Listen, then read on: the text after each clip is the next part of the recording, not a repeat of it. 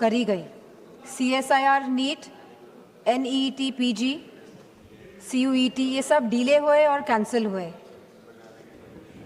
इसके बाद CBI investigation बैठी और आज तक उस इन्वेस्टिगेशन का क्या परिणाम निकला है ये नहीं पता है। तो हम चाहेंगे मंत्री से कि ये बताएं कि इसका क्या परिणाम निकला और कौन कौन लोग इसमें कन्विक्ट हुए। Government appointed an expert panel, made 101 recommendation, and the center assured the court on 2nd January 2025 it would implement all of them. इसके बावजूद भी 3 मई 2026 को नीट की परीक्षाएं हुई, 12 मई को परीक्षाएं रद्द हो गई और फिर सरकार ने री एग्जाम कराया 21 जून को।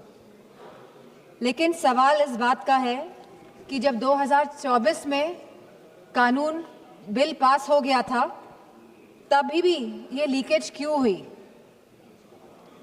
ये जो 2024 के बाद भी जो ये लीकेज हुई है, कहीं एक षड्यंत्र तो नहीं है सरकार का? या तो ये षड्यंत्र है या तो सरकार के जो सिस्टम है इसमें परमानेंट लीकेज है। पिछले 2021 से 2026 तक लगभग 90 स्टूडेंट्स ने आत्महत्या की है और इसी के साथ पिछले 40 दिनों में 20 स्टूडेंट्स ने आत्महत्या करी है। और मैं उन सभी का नाम यहाँ लेना चाहूँगी क्योंकि ये आंकड़े नहीं हैं अध्यक्ष जी, ये हमारे बच्चे हैं जिन्होंने अपनी जान गंवाई है इस शिक्षा सिस्टम प्रणाली की वजह से। इनका नाम है चंचल भारती जी, जो ये अब हमारे बीच में नहीं रहे हैं बच्चे, ऋतिक मिश्रा जी, प्रदीप कुमार जी, आकांक्षा चतुर्वेदी जी, शेख सना जी, S गोपिका जी, C विद्यानंद जी, सिमरन, R रोशनी, सुशील ढांगे, सिद्धार्थ हेगड़े, अनु कीरथना, भाग्यश्री, अनिष्का पांडे, उमेश माली, रेनू मीना, रिया कुमारी थापा, शिवानी यादव, रीमा बेगम, मैथैली अशोक सोनावने।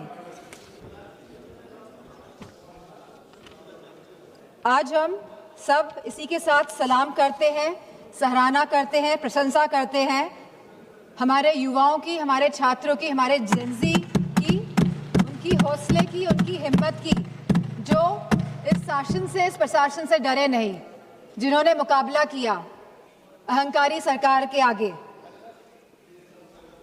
ये पूरा जंतर मंतर का जो आंदोलन है ये पिछले 1 महीने से ज़्यादा से चल रहा था और बहुत ही शांतिपूर्ण तरीके से चल रहा था। हर स्टेट से बच्चे आ रहे थे, जा रहे थे। 16 तारीख को इसमें अनशन भी करा गया, लगभग 37 स्टूडेंट्स अनशन पे बैठे और इसी के साथ सोनम वांगचुक जी भी इस अनशन पे बैठे। बहुत ही शांतिपूर्ण तरीके से पूरा आंदोलन चल रहा था।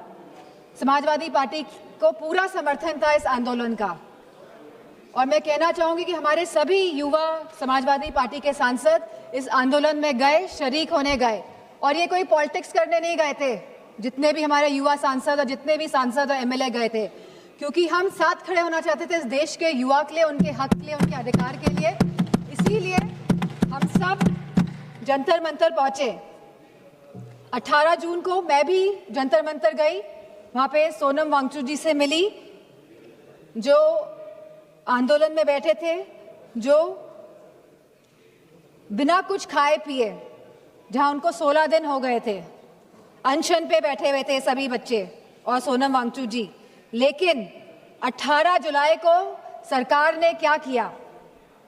सवाल इस बात का है, जो लोग अहिंसा के साथ बैठे हुए थे, जो लोग गांधी जी के विचारों के साथ सत्य और अहिंसा की लड़ाई लड़ रहे थे, उनको आप लोगों ने सफेद कफन बनाने का काम किया। 18 तारीख को आप लोगों ने उनको कफन बनाने का काम किया और गांधी जी के विचारों को आप लोगों ने कहीं ना कहीं कफन बनाने का काम किया।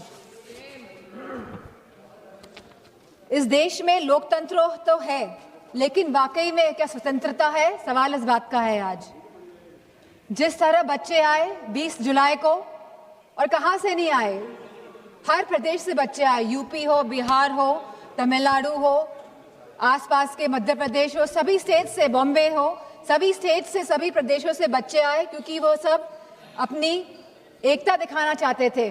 क्योंकि ये लगातार पेपर जो लीक हो रहे हैं, लगातार जिस तरह का दौर चल रहा है आज, और लगातार जिस तरह सरकार आंखें मूंद के बैठी हुई है और जो सुन नहीं रही है, वो अपनी बात रखने आए थे सरकार से, वो अपनी भावनाओं को सरकार के सामने रखने आए थे। वो चाहते थे कि जो एजुकेशन मिनिस्टर है उनका रेजिग्नेशन हो, और तो कोई बात नहीं थी। सब अपनी एकता और अखंडता दिखाने आए थे। For a purpose they had come to Jantar Mantar. लेकिन सरकार ने उनके साथ क्या बर्ताव किया, सवाल इस बात का है। क्योंकि हम लोग भी उस आंदोलन में शामिल हुए। और क्यों शामिल हुए हम लोग? क्योंकि ये बच्चे आंदोलन में बैठे थे, क्योंकि ये हमारे देश के बच्चे आंदोलन में बैठे थे। हो सकता है हमारे बच्चे नहीं बैठे हों, हम किसी के भी, लेकिन बच्चे तो देश के थे, हमारे बच्चे थे। इसी भावना के साथ हम इस आंदोलन में गए कि हमको साथ देना है, नहीं तो हम अपना मुंह कैसे दिखाएंगे? हमारी अंतरात्मा क्या जवाब देगी? और ये आत्मा की जवाब जो हम दूसरों को नहीं देना चाहते थे, हम खुद को हमको जवाब देना था। इसीलिए हम सब गए। लेकिन जो बर्बरता देखी गई सड़कों पे, उसका बयान नहीं किया जा सकता है। आपने बैरिकेडिंग लगा दी 100-100 मीटर पर, और बच्चों को आपने वहां पे ट्रैप कर दिया, और फिर वहां पे आपने लाठियां बजाई बच्चों पे, उनके सर फोड़े गए, बेटियों के कपड़े जानबूझ के फाड़े गए। ये सरकार जो बेटियों की बात करती है, आपने बेटियों के कपड़े फाड़े, आपने कील लगी वाले डंडों से बच्चों के सर फोड़े, वहां पे आपने पैलेट गन चलाई, आपने बिहार में AK-47 का प्रयोग किया। हम थे वहां पे, हमें पता है क्या स्थिति थी। किस फेयरलेसनेस के साथ, बिना डरे बच्चों ने सामना किया इस प्रशासन का, शासन का और सरकार का। बहुत बच्चे बेहोश हो गए, बहुत बच्चों के सर से खून निकल रहा था। They were feeling humiliated.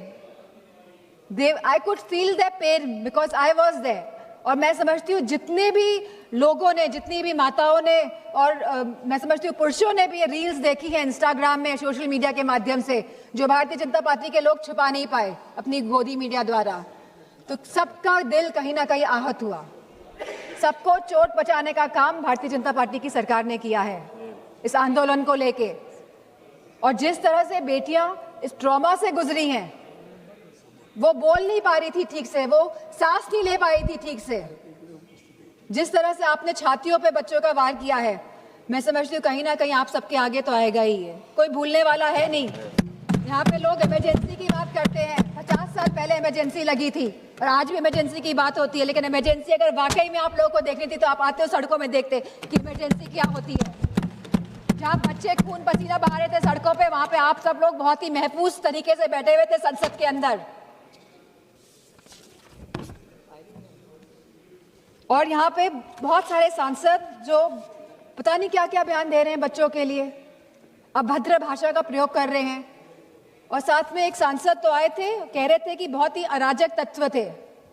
क्या आप हमारे बच्चों को अब अराजक तत्व कहेंगे?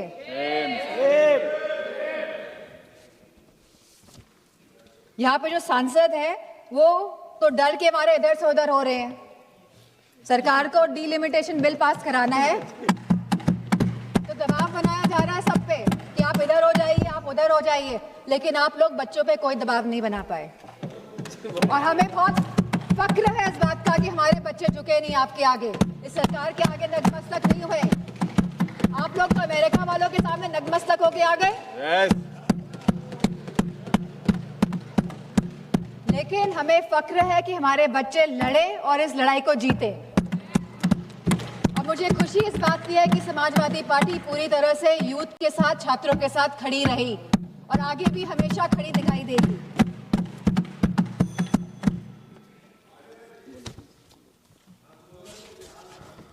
अगर कोई रूल्स और रेगुलेशंस लाने ही है तो ये जो सांसद लोग इधर से संसद के अंदर जो सांसद लोग, चाहे लोकसभा और राज्यसभा और इधर से उधर भटक रहे हैं, इसके लिए कोई रूल लेकर आइए। क्योंकि कहीं ना कहीं ये लोकतंत्र को क्षति पहुंचाने का काम कर रहे हैं।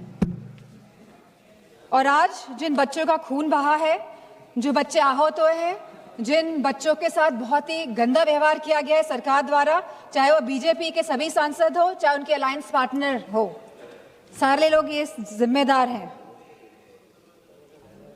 अध्यक्ष जी, आप सभी को मैं कहना चाहूंगी, अपनी बात को खत्म करना चाहूंगी कि you have ripped the youth of the country of its dignity, respects and rights, but I also salute the youth of the country for they didn't let go of anything. They stayed, they stood, they fought all together. And I have huge love and respect for the children of my country. And इन्हीं शब्दों के साथ मैं सरकार से कहना चाहूंगी, with sincerity and with resolve, transformation is imminent. आप रोक नहीं सकते हैं ट्रांसफॉर्मेशन को, अगर आपके अंदर सिंसियरिटी है और अगर आपके अंदर एक रेजोल्यूशन है। लेकिन आपके अंदर क्या है ये तो आप ही जानते हैं। मैं चाहूंगी कि होम मिनिस्टर आके जवाब दे, जो हमारे बच्चों के साथ बर्बरता की गई। आज आप भारत को डेमोक्रेटिक कंट्री कहते हैं, लेकिन जिस तरह आपने मारा, पीटा और आज भी आप चिन्हित करने का काम कर रहे हैं, तो मैं चाहूंगी कि होम मिनिस्टर आए और इस बात का जवाब दे कि आखिरकार दिल्ली की सड़कों में इतने बड़े आंदोलन में, जहां सभी बच्चे थे, निहत्थे थे, अहिंसा के भाव के साथ आए थे, बिना किसी अस्त्र और शस्त्र के, आप लोगों ने इतना हिंसा का प्रयोग क्यों किया? इसी के साथ मैं अपनी बात को समाप्त करती हूं। माननीय श्री अरुण भारती जी।